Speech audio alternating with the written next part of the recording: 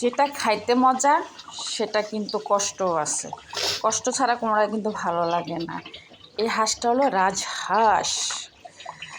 আসসালামু আলাইকুম, সবাই কেমন আছেন? আলহামদুলিল্লাহ আমি ভালো আছি। আমি তাসলিমা ব্লগস থেকে চলে আসছি আপনাদের কাছে কিছু কথা নিয়ে। যে হাঁসটা, এটা বরিশাল থেকে চলে এসেছে। হাঁসটা কিন্তু খুব বড়সড় ছিল মোটামুটি, কিন্তু এটাতে এত গজি ছিল, কাটতে কাটতে আমার প্রাণটা শেষ হয়ে গেলো। হাতের নখগুলো কিন্তু দ্রুত আমার খুব ব্যথা হয়ে গেছে। কী আর করা, মজার জিনিস খাইতে গেলে তো একটু কষ্ট অবশ্যই আমাদের করতে হবে। তাই এটাকে আমি খুব কষ্ট করে কাটাকাটি করে বাছাবাছি করে রান্না করলাম। রান্নাটা আজকে আপনাদেরকে দেখাচ্ছি। রান্নাটা আসলে খুব মজা হয়েছে। সব মশলা দিয়ে আমি এটাকে কষিয়েছি। কষানোর পরে আমি মাংসটা এটার মধ্যে দিয়ে দিলাম। সব মশলা দিছি, আপনারা যা যা রান্না করবেন মশলার জন্য সব মশলা আমি দিয়েছি, কোনোটাই আমি বাকি রাখিনি। আর হাঁসের জন্য একটু মশলা বেশি লাগে, কারণ হাঁসের মশলাটা একটু বাড়িয়ে দিলে রান্নাটা কিন্তু মজা হয়, দেখতেও কিন্তু অনেক সুন্দর হয়। একটু মরিচটা আমি পরে দিয়েছি, কারণ মরিচ আমি কখনো কষাই না। মরিচ কষালে কি গ্যাস কিন্তু বেড়ে যায়, শরীর গ্যাস্ট্রিকের জন্য এটা বেশি ভালো না। আমি সবসময় মরিচ কিন্তু আমি পরে দিই। তারপরে আমি কী করলাম, সব মশলা কষিয়ে আমি অবশেষে মাংসটা দিয়ে দিলাম বিসমিল্লাহ করে। যাক, মশলা দিয়ে মাংসটা আমি কষালাম। কষানোর পরে এটাকে আমি ঢাকনা দিয়ে রাখলাম, কারণ ঢাকনা না দিলে কিন্তু মশলা গ্রানটা যায় না।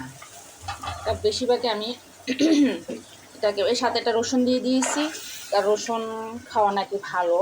মাঝে মাঝে আমি মাংস রান্না করলে কী করি, এটা রসুন দিয়ে দিই এর মধ্যে, তখন কিন্তু এটা যাই হোক। হাঁসটা কিন্তু তেমন বয়স্ক না, হাঁসটা আবার কম বয়সও না, কাটতে আবার তেমন কষ্ট হয়নি। আবার রান্না করতে তেমন সময় লাগেনি, অল্পতেই সিদ্ধ হয়ে গেছে। বেশি আবার সিদ্ধ করি না, বেশি সিদ্ধ করতে গেলে কিন্তু হাঁসের মজা থাকে না, বা কোনো মাংসই কিন্তু ভালো লাগে না। একটু শক্ত শক্ত আমি কিন্তু রান্না করেছি, যা অসাধারণ হয়েছে। হাঁসটা রান্না করতে আমার খুব ভালো লেগেছে, আবার কষ্টও হয়েছে। যাক, এটা আমার শেষ পর্যায়ে, রান্না প্রায় শেষ হয়ে আসছে, শেষের দিকে। আচ্ছা, আর একটা সমস্যা হলো, সমস্যা না, এটা আমি ভিডিওটা অনেক আগেই করেছি। হাঁসটা কিন্তু অনেক আগে খাওয়া হয়েছে, কিন্তু আমি এটা ভিডিওটা এখন আমি দিতে পারি না। তাই আজকে হঠাৎ করে মনে পড়লো যে এই ভিডিওটা তো করলাম, কিন্তু আমি তো এখন ওটা পোস্ট করতে পারিনি। তাই এখন ঝটপট ক্লিয়ার করবো, ভিডিওটা আমি পোস্ট করে দিলাম আপনাদের মাঝে। আপনারা দেখে কমেন্ট করবেন কেমন হলো আমার এই ভিডিওটা। আর হাঁস রান্নাটা হয়তো পুরোটা আপনাদেরকে দেখাতে পারিনি, মাঝে মাঝে দেখিয়েছি, মাঝে মাঝে অনেক কিছু আমি দেখাতে পারলাম না। তা কেমন লাগলো আমার এই ভিডিওটা আপনারা আমাকে কমেন্ট করে জানাবেন। আসলে রান্নাবান্না কিন্তু অনেক কষ্টের ব্যাপার। একা একা, বিশেষ করে একা একা যদি কাজ করতে চাও তাহলে কিন্তু হিমশিম খাওয়া লাগে। আপনারা যারা একা একা কাজ করেন, রান্না করে, তারা সবাই অবশ্যই বুঝতে পারবেন আসলে কতটা কষ্ট আমাদের হয়। যাক, আমরা যখন রান্না শেষে টেবিলে পরিবেশন করেছি, তখন আসলে ভিডিওটা আমার করতে মনে নাই বলতে কি করেছি কিনা আমি এটা খুঁজে পাচ্ছি না এই মুহূর্তে এটা মোবাইলে। যাক, আলহামদুলিল্লাহ যতটুকু করেছি ততটুকু আপনাদেরকে আমি দেখিয়েছি। কিন্তু রান্নাটা তো আসলে এত মজা ছিল, অসাধারণ রান্না হয়েছে হাঁসটা।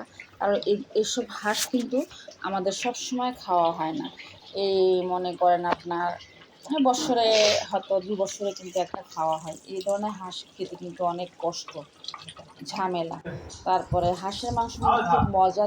না, এই তো আমি ভিডিওটা অবশ্যই করেছি, চলে এসেছে আমার টেবিলে যখন পরিবেশন করি। ওদিন আরও ছিল শাক, সাথে সাদা ভাত, আর ছিল আমাদের সালাদ। যাক, লেবু ছিল সাথে। আমরা সবাই খেতে বসলাম এখানে। যাক, আপনারা সবাই দোয়া করবেন, আমার এই ভিডিওটা কেমন হয়েছে জানাবেন। আসলে ভিডিওটা আমি অবশ্যই করেছি, কিন্তু আমার মনে ছিল না এটা হয়তো লাস্ট পর্যায়ে ছিল, সেজন্য আমি এটা আপনাদের দেখাতে পাবো কি না এটা আমি বুঝতে পারিনি। যাক, সুন্দরভাবে রান্না করেছি, টেবিলে সুন্দর করে আমি পরিবেশন করেছি। আসলে দেখে খুব ভালো লাগে, কারণ মহিলারা যদি রান্নাবান্নাটা খেয়ে যদি সবাই সুনাম করে, এটা কিন্তু আসলে খুব ভালো লাগে। যাক আমি সুনাম পেয়েছি, হাঁসের রান্নাটা খুব ভালো হয়েছে। মেয়ে বলেছে আম্মু তোমাকে অনেক ধন্যবাদ। তখন আমি জিজ্ঞাসা করলাম কেন আম্মু ধন্যবাদ কেন? সে বলল আম্মু আজকে হাঁস রান্নাটা কিন্তু অনেক মজা ছিল, তাই তোমাকে অনেক অনেক ধন্যবাদ। আল্লাহ হাফিজ।